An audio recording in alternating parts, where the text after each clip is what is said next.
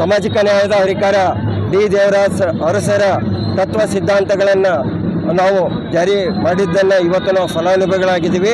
ಅದರ ಹಿಂದುಗಡೆ ನಮ್ಮ ಸಂವಿಧಾನ ಶಿಲ್ಪಿ ಬಾಬಾ ಸಾಹೇಬ್ ಅಂಬೇಡ್ಕರ್ ಸಂವಿಧಾನ ಕೊಟ್ಟರು. ಆ ಸಂವಿಧಾನದಲ್ಲಿರೋ ಎಲ್ಲ ಕಾಯ್ದೆ ಕಾನೂನುಗಳನ್ನು ಡಿ ದೇವರಾಜ್ ಅರಸರು ಜಾರಿಗೆ ತಂದರು. ಆ ಜಾರಿಗೆ ತಂದಿರೋದ್ರಿಂದಲೇ ಇವತ್ತು ನಾವೆಲ್ಲ ಫಲಾನುಭವಿಗಳು ವಿಜೃಂಭಣೆಯಿಂದ ಡಿ ದೇವರಾಜ್ ಅರಸರ ಜಯಂತಿಯನ್ನು ನಾವು ಆಚರಣೆ ಮಾಡ್ತಾ ಇದ್ದೀವಿ. ಬಾಬಾ ಸಾಹೇಬ್ ಅಂಬೇಡ್ಕರ್ಗೆ ಮಾಲಾರ್ಪಣೆ ಮಾಡೋದ್ರ ಮೂಲಕ ನಾವು ಕಾರ್ಯಕ್ರಮವನ್ನು ಮುಂದುವರಿಸ್ತಾ ಇದ್ದೀವಿ. ನಮಸ್ತೆ. ಬಂಧುಗಳಿಗೆ ಇವತ್ತಿನ ದಿನ 110ನೇ ಜಯಂತಿಯ ಡಿ ದೇವರಾಜ ಅರಸು ಅವರಿಗೆ ನಾವು ಹಮ್ಮಿಕೊಂಡಿದ್ದು. ಇದು ಕಾರ್ಯಕ್ರಮ ಜಿಲ್ಲಾ ಆಡಳಿತ ಕಲಬುರಗಿಯಿಂದ ನೇತೃತ್ವದಲ್ಲಿ ನಡೀತಾ ಇರೋದು. ಮತ್ತು ಇದು ಇವತ್ತಿನ ದಿನ ಮುಂಜಾನೆ 8:15 ನಗರೇಶ್ವರಿ ಸ್ಕೂಲ್ನಿಂದ ಪ್ರಾರಂಭ ಆಗಿ ಸಿದ್ದೇಶ್ವರ ಕಲ್ಯಾಣ ಮಂಟಪವರೆಗೆ ಮುಕ್ತಾಯಗೊಳ್ಳಲಿದೆ. ಮತ್ತು ಅದರಲ್ಲಿ ಕಾರ್ಯಕ್ರಮ ನಾವು 11ವರೆಗೆ ಸ್ಟಾರ್ಟ್ ಮಾಡ್ತಾ ಇದ್ದೀವಿ. ಜಿಲ್ಲಾ ಆಡಳಿತ ವತಿಯಿಂದ ಎಲ್ಲ ಸಮುದಾಯಗಳ ಅಧ್ಯಕ್ಷರು ಮತ್ತು ಎಲ್ಲ ಸಮುದಾಯಗಳು ಇವತ್ತು ಭಾಗವಾಗಿದ್ದೀವಿ.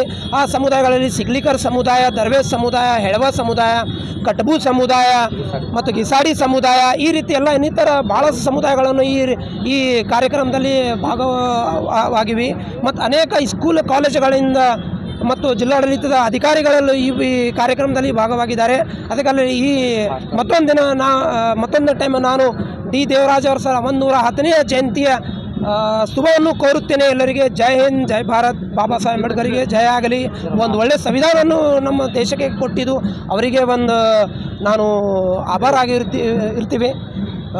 ಈ ಮಾತೇಳಿ ನಾನು ಕಲ್ಯಾಣ ಕರ್ನಾಟಕ ಅಲೆಮಾರಿ ಮಹಾಸಮಿತಿ ಅಧ್ಯಕ್ಷ ನಾನು ಶೇಖರ್ ಸಿಂಗ್, ಭೀಮ್ ರಾವೂರ್ ಸರ್ ಅವರು, ಸಿಗ್ಲಿಕರ್ ಸಮಾಜ, ಜಗತ್ ಸಿಂಗ್, ಈ ರೀತಿ ಎಲ್ಲ ಇವತ್ತು ನಾವು ಇದ್ದೀವಿ ಅಂತ ಸಂದರ್ಭದಲ್ಲಿ ಮಾತು ಮುಗಿಸ್ತೀವಿ. ಜೈ. ಇವತ್ತು ಡಿ ದೇವರಾಜ ಅರಸರ ಕರ್ನಾಟಕ ಮಾಜಿ ಮುಖ್ಯಮಂತ್ರಿ ಅವರ 110ನೇ ವರ್ಷದ ಹುಟ್ಟುಹಬ್ಬದ ನಿಮಿತ್ತ ಬಹು ವಿಜೃಂಭಣೆಯಿಂದ ಜಿಲ್ಲಾ ಹಿಂದುಳಿದ ವರ್ಗಗಳ ಕಲ್ಯಾಣ ಇಲಾಖೆ ಕಲಬುರಗಿ ಸೇನಾ ಐಕ್ಯ ಪೂರ್ವ ತರಬೇತಿ ಶಾಲೆಯ ಅಭ್ಯರ್ಥಿಯಾದ ನಾನು ಇವತ್ತು ಒಂದು ರ್ಯಾಲಿಯ ಮುಖಾಂತರ ನೆಹರುಗಂಜ್ದಿಂದ ಮತ್ತು ವೀರಶೈವ ಕಲ್ಯಾಣ ಮಂಟಪದವರೆಗೆ ರ್ಯಾಲಿಯ ಮುಖಾಂತರ ಬಹು ವಿಜೃಂಭಣೆಯಿಂದ ಆಚರಿಸುತ್ತಿದ್ದೇವೆ.